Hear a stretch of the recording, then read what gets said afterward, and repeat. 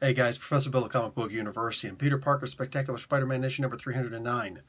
This is the penultimate issue of Mr. Zardosky. Now, I don't know who's continuing the story after him. I think somebody is, in fact, continuing the comic book after him. But Chip chose to actually leave the comic book after issue number 310, which will be the next issue. And he's going to be completely writing it and drawing it and doing all that stuff all by himself. He's just like, everybody get out. I'm taking all the money. So can't blame him. And man, wish him well. This here was a good follow-up to that story that I think made a lot of us ridiculously sad. You know, the ninjas versus the onion people. Like they were just fighting, and we all got caught in the backlash of crying, not crying, reacting to the fight. The ninjas were cutting the onions. And okay, let's talk about who actually made the freaking comic, okay? Stop judging me. Don't judge me. So this one's called Cracked Hourglass, Part 2. Writer, Chip Zdarsky. Penciler and colorist, Chris Bacalo. Inkers, Lindsay Alvey, Tim Townsend, Victor Olazba, and Wayne Fokker. That's a good one. A lot of people inking this, dude. VC's Travis Lanham is like, I'll letter the whole thing. I don't need backup. I'm good. And Chris Bacalo, who did the pencils and the colors, he decided to make the cover as well. So, yeah. Anyhow, it's also interesting. Zardosky's going to be doing a variant cover next week, or next issue. So I will definitely be buying the actual comic itself, plus, you know, the cover and all that stuff. That's going to be cool, man.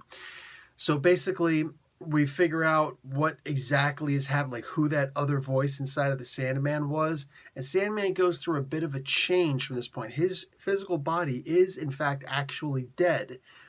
But he learns something about him. So he learns a few things about himself. One of them is that he can actually transfer his power of control of sand to someone else. Oh, yes, so we actually get Spidey versus Sandman, and on very equal terms. Pretty cool. So who's got the better imagination here? That's what this really comes down to.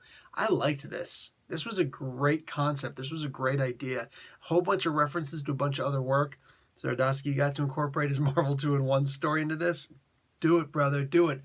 Shameless self-promotion. Just do it, man. And the ending was very satisfying. So I'm looking forward to seeing the next issue, even though that means the end of what I consider a mini era, all right, the era of Chip.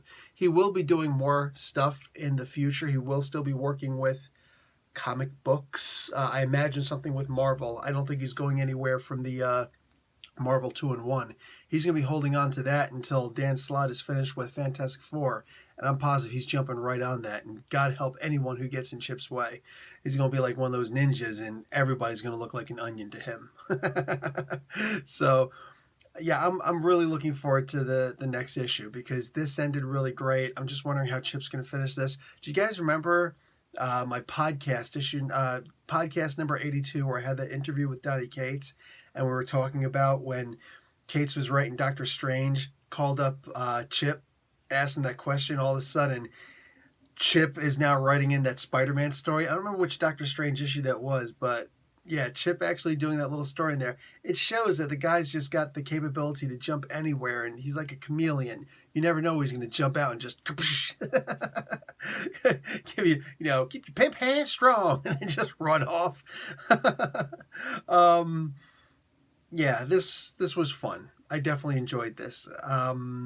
I can't wait to see what he's going to do next week. Next issue. That's it.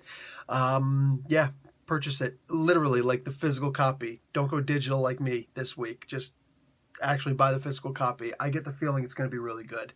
All right, Professor Bill, Comic Book University. Class dismissed.